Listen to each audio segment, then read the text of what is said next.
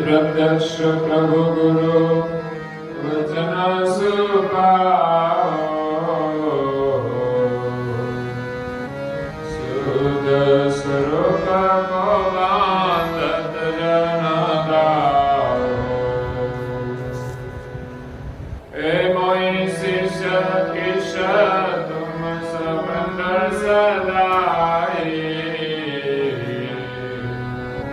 शरणा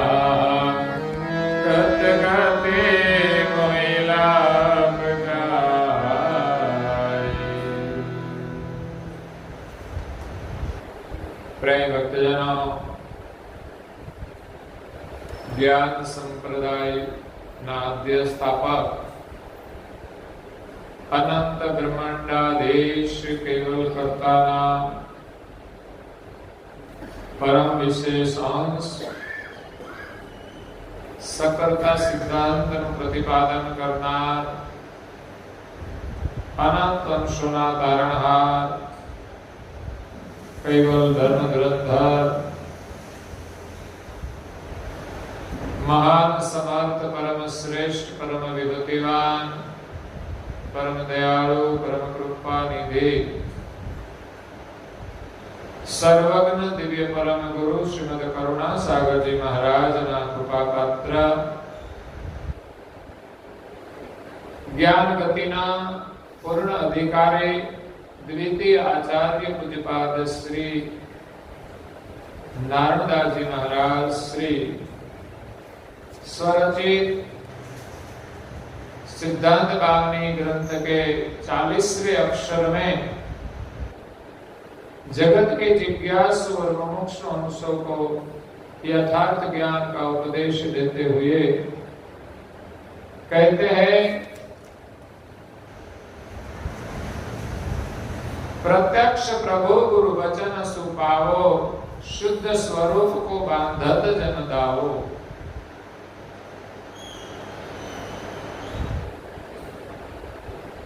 प्रेम भक्तजनों, आप सौने सुविदित છે તેમ આજે શ્રાવણ સુદ પૂર્ણિમા છે। શ્રાવણ પૂર્ણિમાની સાથે બીજા અન્ય તહેવારો જોડાયેલા છે। આપણી હિન્દુ સંસ્કૃતિ અનુસાર એક તહેવાર છે રક્ષાબંધનનો, જે વર્તમાન સમયમાં વિશેષ ભાઈ અને બહેનના પ્રતીક રૂપે ઉજવવામાં આવે છે.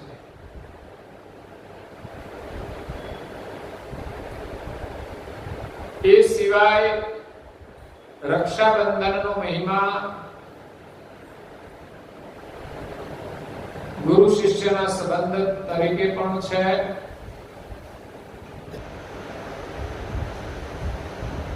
પહેલાના સમયમાં બ્રાહ્મણો પણ આપણે ત્યાં રક્ષા બાંધવા માટે આવતા હતા. તો એ પણ એક રક્ષા કવચ રૂપે બ્રાહ્મણો ગામની અંદર દરેકના ઘરે જઈને કપાળમાં તિલક કરી અને રક્ષા બાંધતા હતા.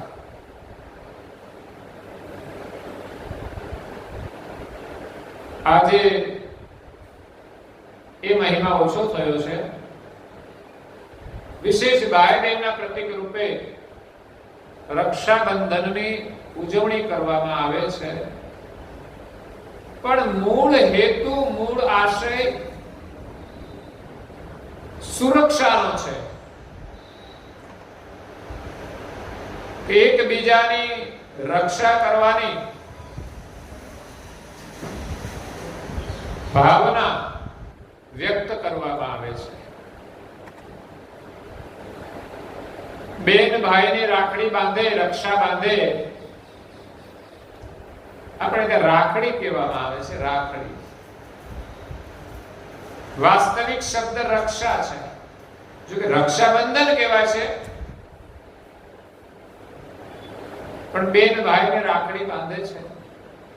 ચાહે ભાઈ બેનના ઘરે આવે કે પછી બેનને ઉમંગ હોય તો બેન ભાઈના ઘરે જાય. અનુકૂળતા પ્રતિકૂળતા અનુસાર વિશેષતઃ બહેનો અત્યારે જાય છે રક્ષા બાંધવા માટે ભાઈના ઘરે. ભાઈને રક્ષા બાંધી અને કપાળમાં કુમકુમનું તિલક પણ કરતી હોય છે અને રક્ષા બાંધે છે જમણા હાથ ઉપર. તો એ રક્ષાનો મહિમા છે કે પરમાત્મા મારા ભાઈની હરેક પ્રકારે રક્ષા કરે. આપણે ત્યાં પૂજન કરાવવામાં આવે છે. એ સમયે પણ જમણા હાથ ઉપર રક્ષા કવચ બાંધવામાં આવતું હોય છે પૂજામાં.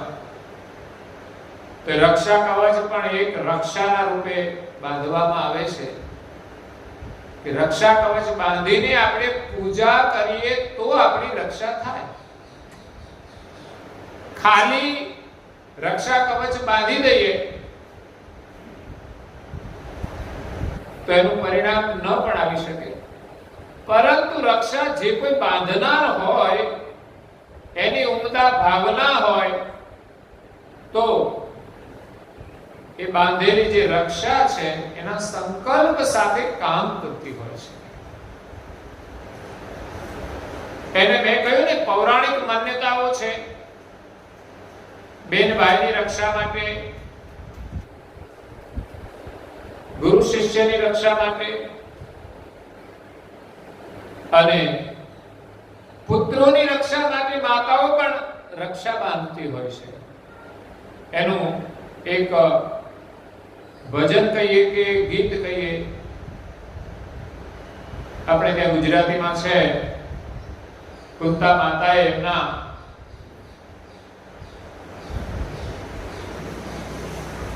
પ્રપૌત્રને રક્ષા બાંધી હતી અને એ ભજનમાં એમ કહે છે, હે કુંતા અભિમન્યુને બાંધે અમર રાખડી રે.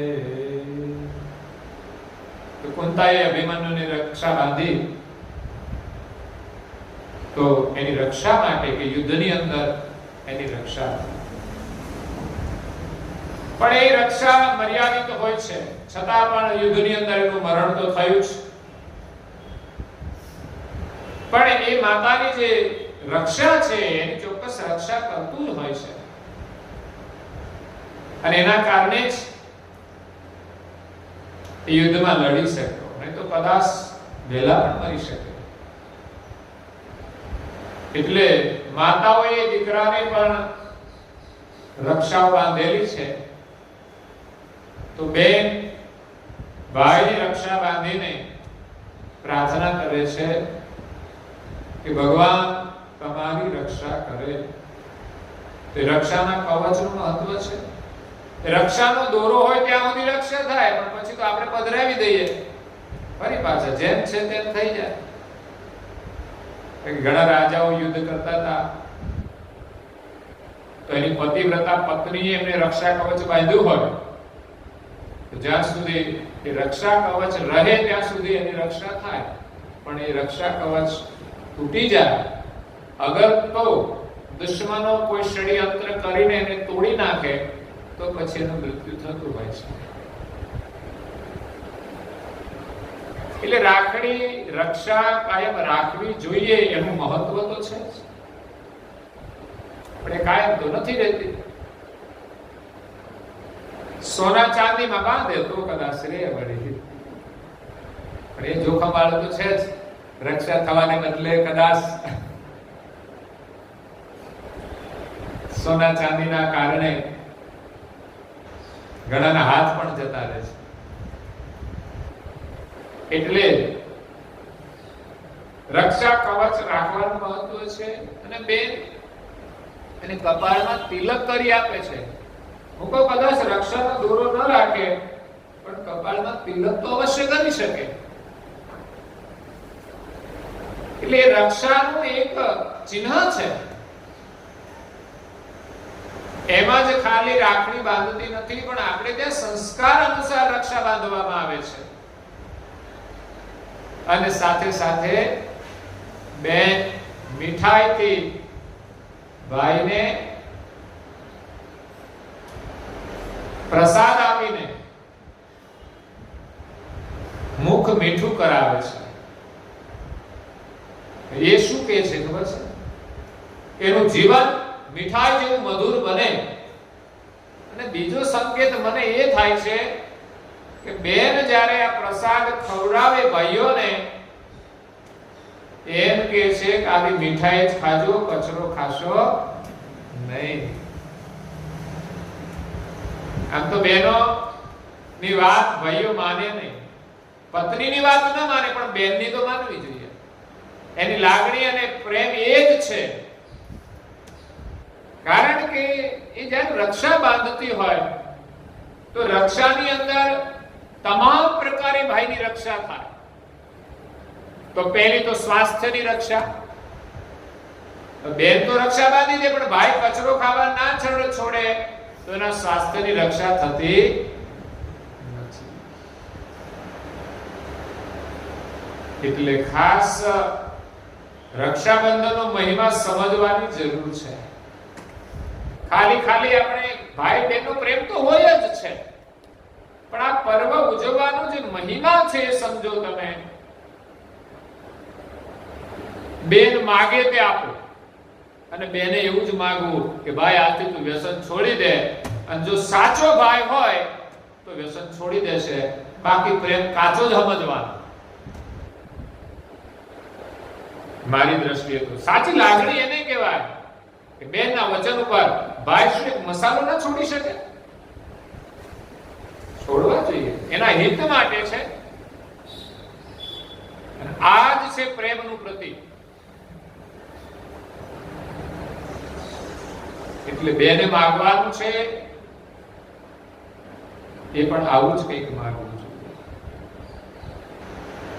કે મારો ભાઈ વ્યસન મુક્ત બને અને વ્યસન મુક્ત રહે અને એના સ્વાસ્થ્યની રક્ષા કરે. બીજી રક્ષા ભાઈની, સર્જનહારે જે સૃષ્ટિની રચના કરી છે એમાં અનેક પ્રકારના જે પ્રલોભનો છે એનાથી ભાઈની રક્ષા થાય. ભાઈ નો સંબંધ સંસારની અંદર એમના ધર્મપત્ની સાથે જે પ્રેમ છે એ સદાય અખંડ રહે, ખંડિત ન થાય. કારણ કે આજે સંસારની અંદર જે સમસ્યાઓ છે ભાઈની રક્ષા માટે એ વિશેષતઃ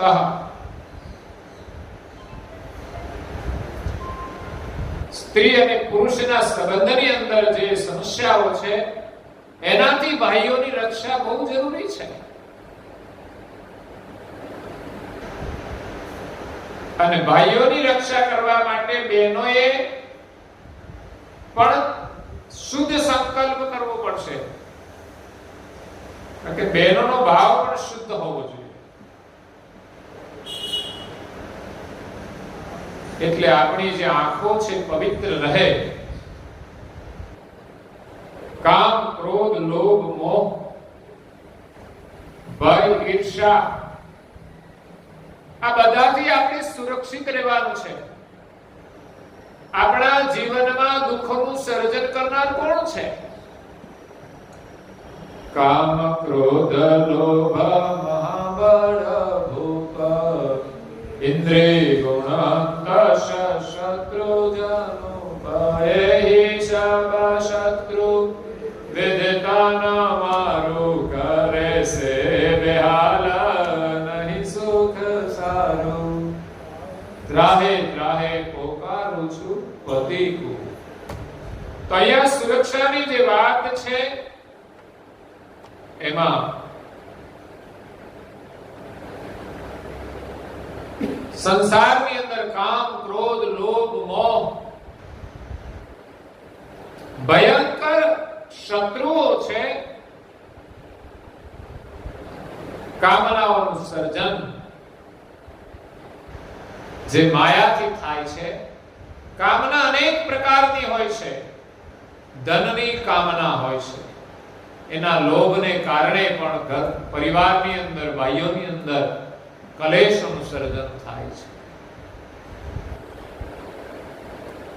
બીજા પ્રકારનો જે ભયંકર કામ છે એ છે સ્ત્રી અને પુરુષના સંબંધનો. એનાથી ભાઈનું રક્ષણ થાય. આજે સમાજની અંદર ભાઈઓની રક્ષા કરતા બહેનોની રક્ષાની જરૂર વધારે છે. બહેનો અસુરક્ષિત છે, ભાઈઓ ને વાંધો નથી, પણ બહેનોની અસુરક્ષાની અંદર જવાબદાર ભાઈઓ છે. એટલે બહેનો ભાઈઓને રાખડી બાંધે છે અને કહે છે કે બહેનોની રક્ષાની જવાબદારી ભાઈઓની છે. ભાઈઓ સુરક્ષિત હશે તો જ બહેનોની રક્ષા કરી શકશે. એટલે બહેનો રક્ષા બાંધે છે કે માત્ર જન્મદાતા એક બહેનની જ રક્ષા નહીં,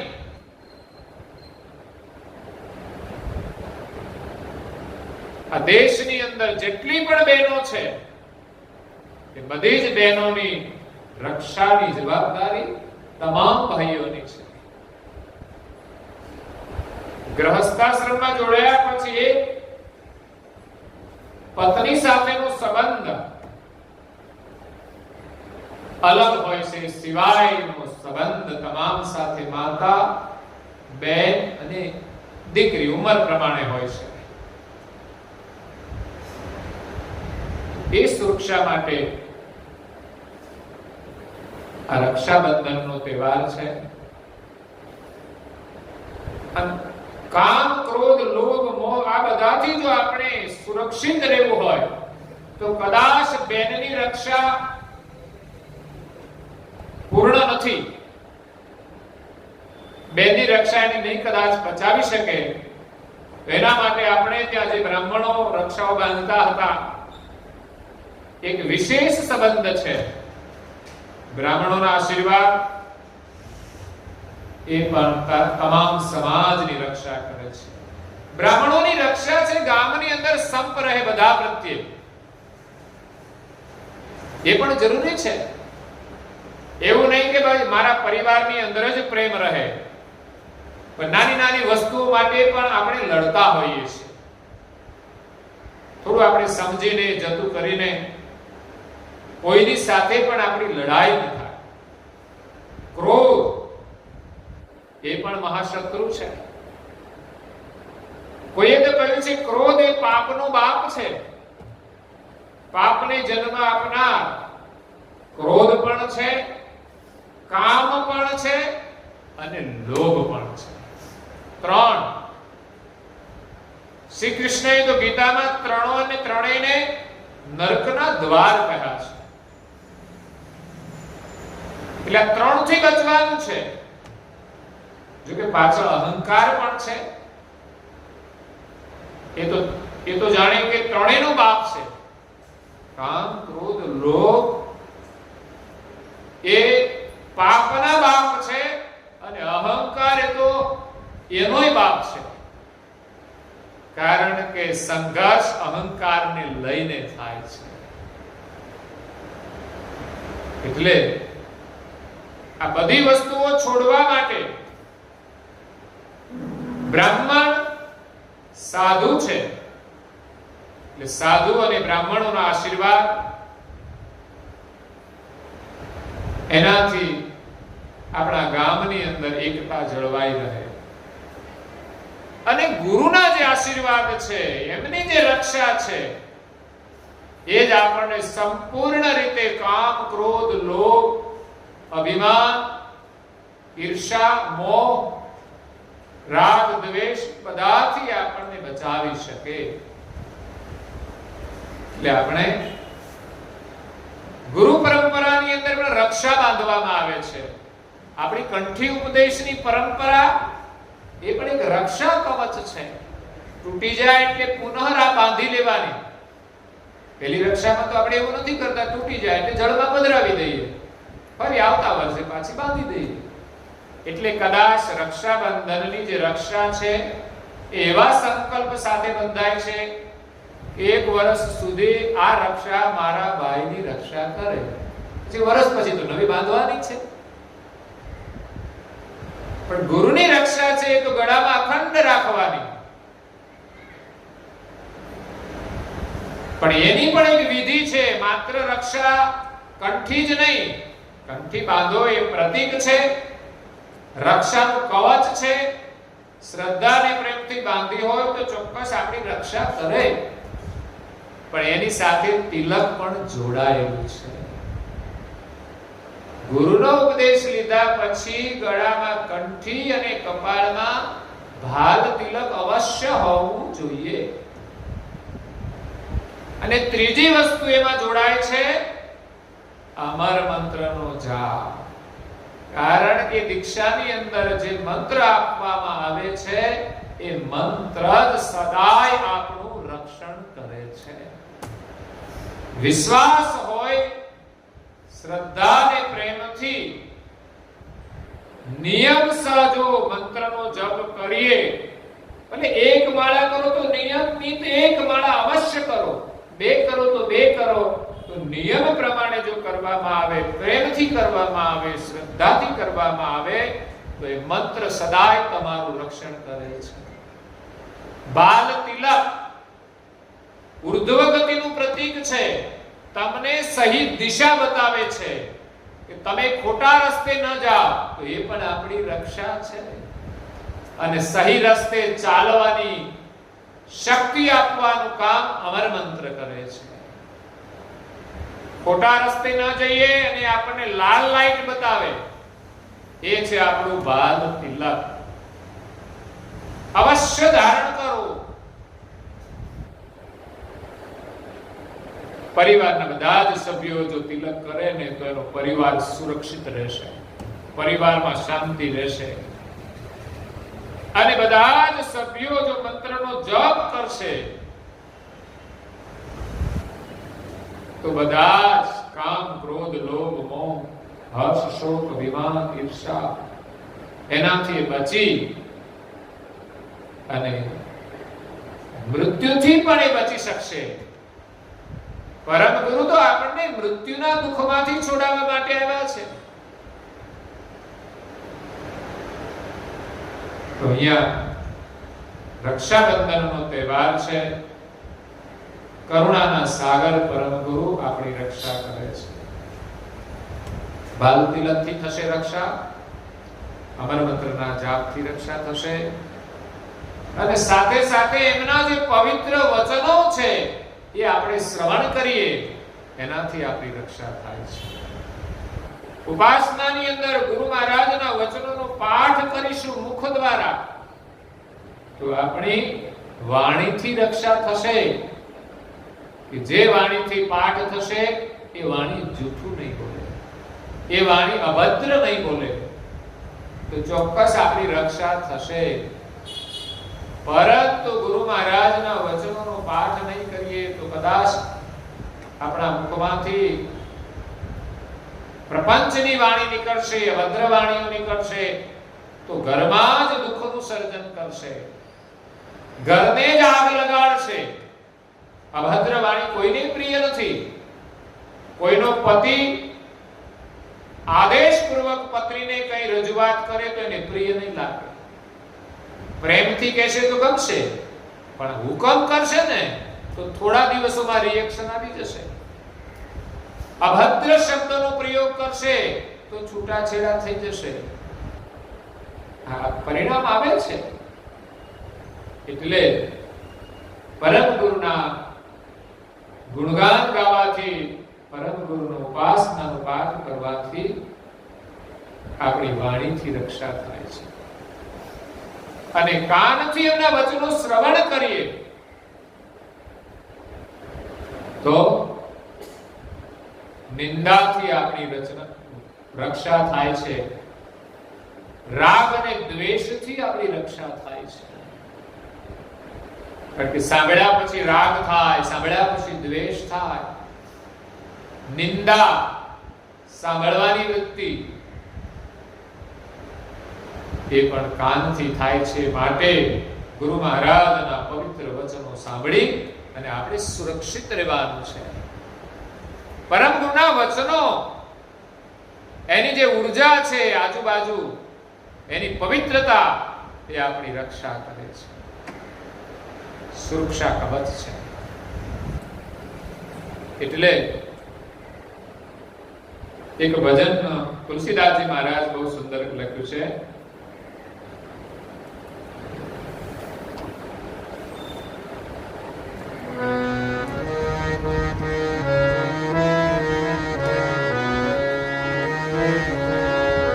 હે સત કૈવલ કરજો સહાય, ભક્તિની સે ભાવના, હે રક્ષા કરજો કરુણા સાગર રાય, ભક્તિની સ ભાવના.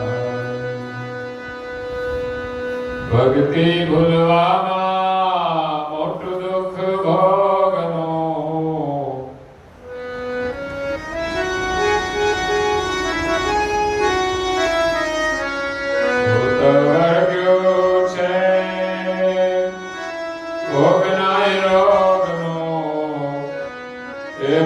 વિના ભૂતન જાય રે, ભક્તિની છે ભાવના.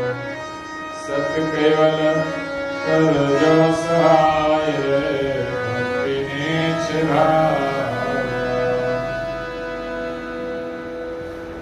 આપણી રક્ષા ભક્તિથી થશે. ભક્તિ એ સુરક્ષા કવચ છે. પ્રહલાદે ભક્તિ કરી તો હિરણ્યકશ્યપ કેટલા પણ અત્યાચાર કર્યા છતાં એનું કશું બગાડી શક્યો નહીં. ધ્રુવે ભક્તિ કરી તો એમના પિતાએ એને વનગમન કરાવી દીધું, એનું કશું બગાડી શક્યું. પ્રહલાદની રક્ષા અગ્નિની અંદર પણ થઈ, અગ્નિ એને બાળી ન શકે. એટલે ભક્તિ એ આપણી સુરક્ષાની શક્તિ છે. તો અહીંયા આપણે પ્રાર્થના કરીએ કે સતકૈવલ કરજો સહાય રે ભક્તિ વિશે ભાવના.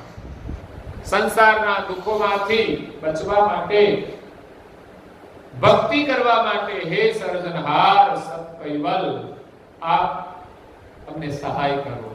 અને સહાય કરવા માટે જ સર્જનહારે એમના સાનિધ્યમાંથી પરમ વિશેષ અંશ પરમ ગુરુ શ્રીમદ કરુણાસાગર મહારાજને આ વિશ્વની અંદર મોકલ્યા છે.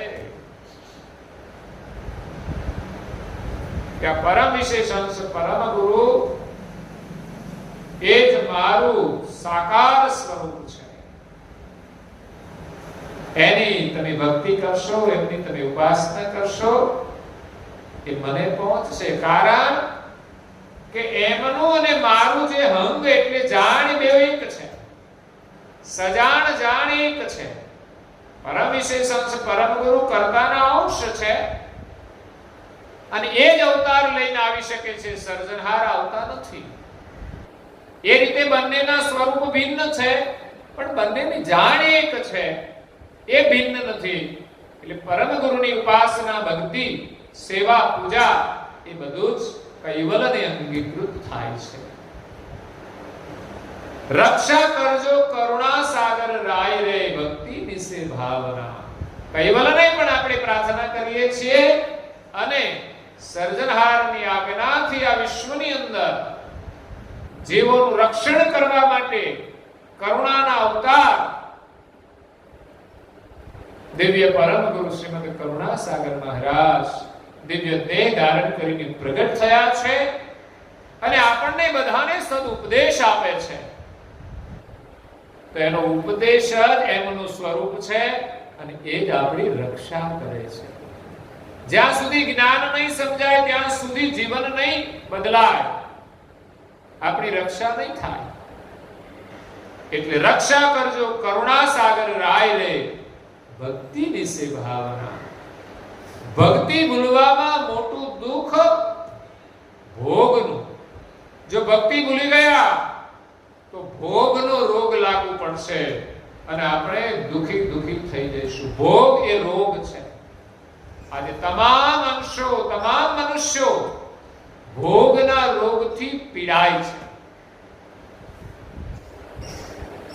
ભોગમાંથી જ અનેક રોગોનું સર્જન થયું છે. શરીરના રોગ ભોગમાંથી આવ્યા છે, મનના રોગ પણ ભોગમાંથી આવ્યા છે અને લોકોની જો બુદ્ધિ બગડી હોય તો એ પણ ભોગથી જ બગડી છે. પાપનું સર્જન પણ ભોગમાંથી જ થાય છે. જ્યાં સુધી જ્ઞાનનો વિવેક નહીં આવે ત્યાં સુધી ભોગ આપણા માટે રોગનું કારણ બનશે.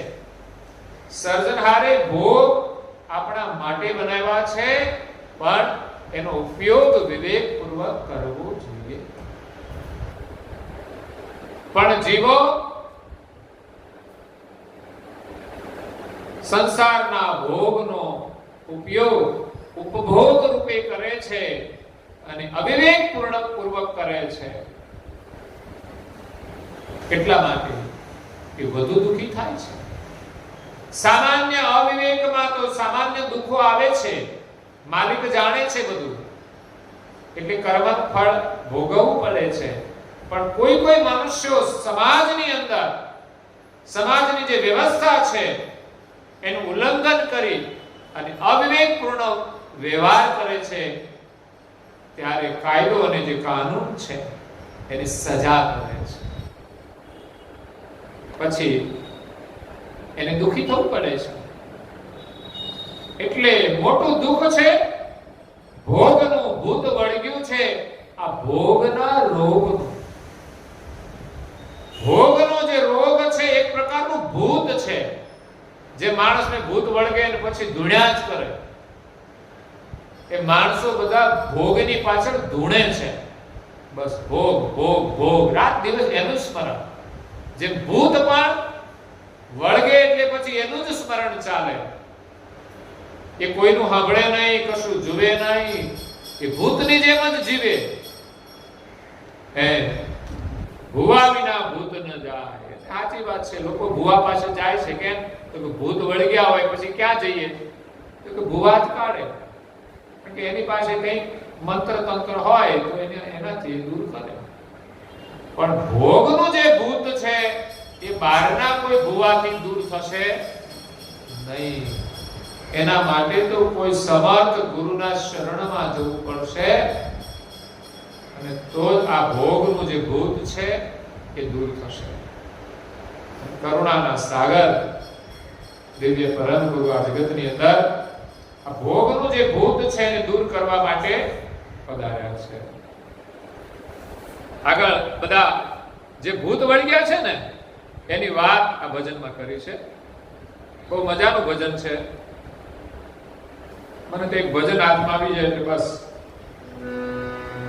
બધું જ એમાંથી મળી જાય આપણને.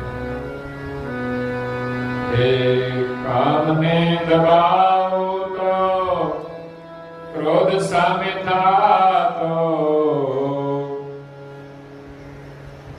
લોભને દબાવો તો મોઠે રાખાતો, તે મદનો તો કદ ના કળાય રે, ભક્તિની છે ભાવના સત કૈવલ કરજો સહાય રે, ભક્તિની છે ભાવના. કામને દબાવવું, કામ દબાવવાથી છૂટી શકતો નથી. જ્ઞાનથી અને સમજણથી જ દૂર થશે, ગુરુની કૃપાથી દૂર થશે. યા તો આપણી મનની જે ઈચ્છાઓ છે એની ભક્તિમાં જોડી દો, ભગવાનમય બની જાઓ, તો જ કામ થી આપણને મુક્તિ મળશે. નહીં તો કામ દબાવશો તો એમ કહેશે ક્રોધ સામે થશે. ઘરમાં આપણી ઈચ્છા પ્રમાણે ન થાય તો શું થાય છે કે ક્રોધ આવે છે. નાની નાની ઈચ્છાઓમાં પણ આપણે ક્રોધ કરતા હોઈએ છીએ. બધું આપણી ઈચ્છા પ્રમાણે થાય એવી આશા ન રાખશો, નહીં તો બધું દુઃખી થવું પડશે. એક તો જે ઈચ્છા પ્રમાણે કરવું છે એનું દુઃખ છે, ન થાય એનું દુઃખ છે, અને ક્રોધ આવે તો સદાય આપણને દુઃખી કરે. પછી કે છે લોભને દબાવું તો મોહ ફેરા ખાતો. આપણને બહુ જ લોભ હોય અને રોકવા જઈએ તો મોહ આપણને છોડતો નથી.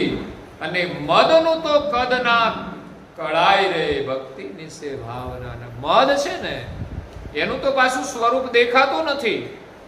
દરેકના ભીતરમાં પડેલો મદ કામ ક્રોધ લોભ અને મોહની અંદર ટકરાતો હોય છે. મેં કહ્યું ને કે મદ છે એ બધાનો બાપ છે. કામનાની અંદર પણ મદ હોય છે, ક્રોધની અંદર પણ મદ હોય છે, લોભની અંદર પણ મદ છે, અને મોહની અંદર પણ મદ છે. તો ચારે ને પકડી રાખનાર એ અહંકાર એ આપણને દુઃખી કરે છે. પણ જો ભગવાનની ભક્તિ કરીએ ને તો અહંકાર ઓગળી જાય.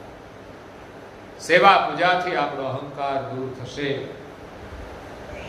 આગળ કે છે તુલસીદાસજી મહારાજ,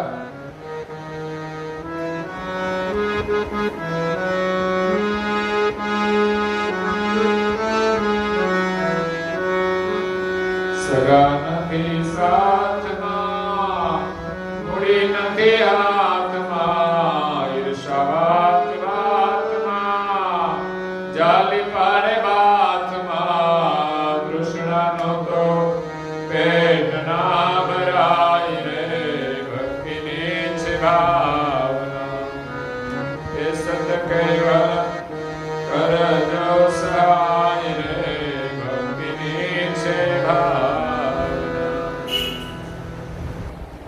સગા નથી સાથમાં. દુઃખ આવે ને ત્યારે પછી કોઈ હગા આપણી જોડે ઊભા ના રહે. પૈસા હોય તો બધા સામું જોવે ને ખબર કાઢે, બાકી કશું ના હોય કે ખબર કાઢવા જઈશું ને માગશે તો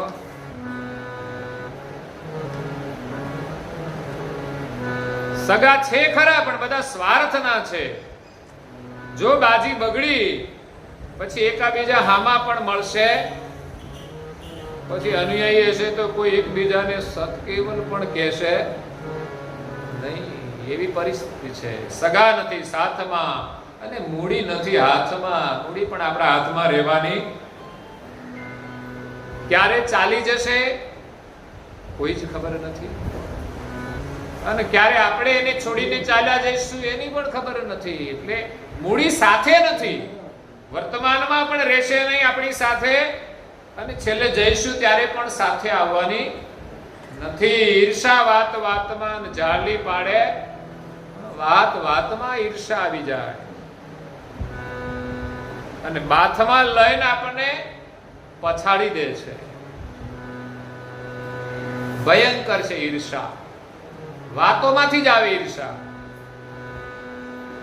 એ વાતો વાતોમાં બધું ખોયું, આ મોંઘું જીવન વાતોમાં ખોયું. તો તૃષ્ણાનું તો પેટ ના ભરાય. સંસારમાં દુખી કરનારી તૃષ્ણા છે. તૃષ્ણા લઈને જીવીએ છે, ક્યારેય તૃષ્ણાનું પેટ ભરાવાનું. તૃષ્ણા છોડીને આપણે માત્ર એક પરમ ગુરુની ભક્તિની જ ભાવના જો રાખીએ, બાકી જે મળે તે એનો વિવેકપૂર્વક ઉપયોગ કરીએ, બીજાનું જોઈને દુખી ન થઈએ. દુનિયામાં તો કેટલી બધી સમૃદ્ધિઓ છે. જે વસ્તુ જોઈએ એની ઈચ્છા રાખીએ તો આપણા દુઃખનો અંત નહીં આવે. કોઈકનું સારું મકાન જોઈને આપણને ઈચ્છા થઈ જાય તો એમ થોડું કઈ મકાન થઈ જાય છે. કોઈની સારી ગાડી જોઈને આપણને એમ થઈ જાય કે આપણે જરૂર હોય તો જ લાવીએ. એવું નહીં પડોશી લાવે એટલે આપણે લાવી જ પડે. તો એમાં મનમાં એમ થાય બાજુવાળા લાવે ને આપણે ના હોય. તૃષ્ણા છે, અને લાવવાનું શા માટે? જરૂરિયાત કરતા દેખાવ વધારે. જરૂરિયાત પ્રમાણે આપણે લાવીએ વસ્તુ અલગ છે, અને પછી તો ઇમ્પ્રેશન પડવી જોઈએ આપણે, એના માટે લાવીએ તો પછી મોંઘી ગાડીઓ લાવીએ. ગાડી જોઈને આપણને એમ થઈ જાય કે મને પણ ગાડી મળે. પછી ગાડી હોય તો બીજાની સારી ગાડી જોઈને આપણને એમ થાય કે આપણે પણ આવી જ લાવવી છે. ત્યાં સુધી વાંધો નહીં, પણ પાછા લાડીને જોઈને મન અતૃપ્ત થાય છે. એ મોટી સમસ્યાઓ છે. ઘરમાં કલેશ થઈ જાય, ઝઘડો થઈ જાય, પછી મન ઉતરી જાય, પછી બહાર ભટકવા માંડે. એ પણ તૃષ્ણા છે. તો તૃષ્ણાનું પેટ ના ભરાય, ભક્તિની છે ભાવના. સંશય નથી છૂટતા ને વહેમ નથી ખૂટતા. સંસારમાં સંશયો ડગલે ને પગલે આવે. ઘરવાળા રાત્રે મોડા આવે તો સંશય, પત્ની કંઈક ફરવા જાય તો સંશય, વાતો કરે એમાંય પણ સંશયો આવે છે.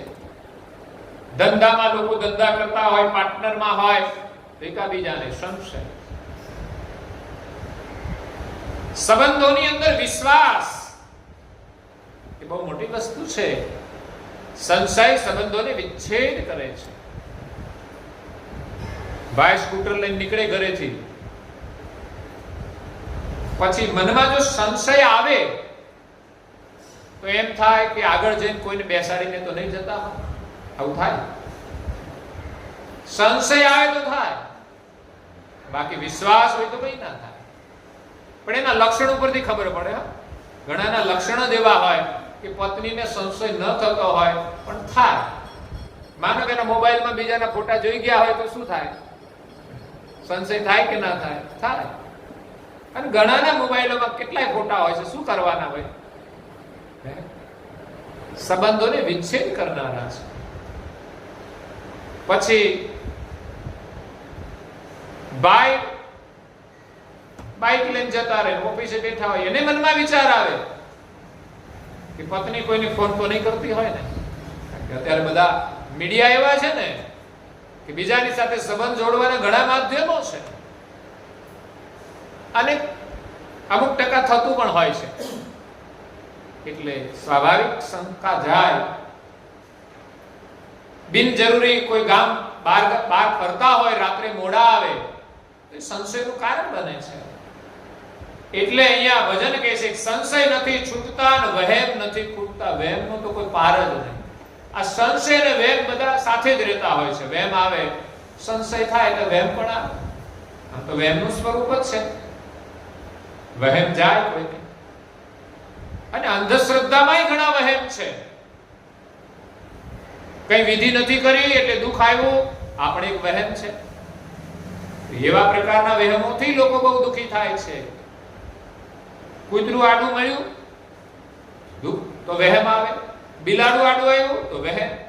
એટલે ભાઈ આવા વહેમમાં જીવશો તો તમે જિંદગીમાં સુખી થવાના. કૂતરા ને બિલાડા હવાની રીતે ફરતા હોય, કદાચ આપણે એને હામાં મળ્યા હોય ને એને વહેમ, એને કઈક દુઃખ થયું હોય તો શું ખાતરી? એને ખાવાનું ના મળે. ઘણા જીવનમાં એવા હોય ને હામાં મળે ને તો પ્રાણી પશુ નહીં, મને લાગે છે અપશુકન થતા હશે. હવે નશો કરીને હામે મળે તો હું સુગંધ થાય? તો મસાલા ખાઈને અપશુકન જ થતા હોય છે.